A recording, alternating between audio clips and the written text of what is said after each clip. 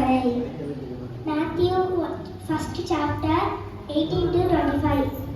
இயேசு கிறிஸ்துவினுடைய ஜனனத்தின் விவரமாவது அவருடைய தாயாகிய மரியாள் யோசேப்புக்கு நியமிக்கப்பட்டிருக்கையில் அவர்கள் கூடி வரும் முன்னே அவள் பரிசுத்த ஆவினாலே கர்ப்பவதியானாள் என்று காணப்பட்டது.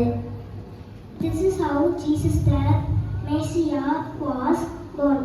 His mother Mary was engaged to be married Joseph to Joseph, but before the marriage took place, she was served a winner. She became pregnant through the power of the Holy Spirit.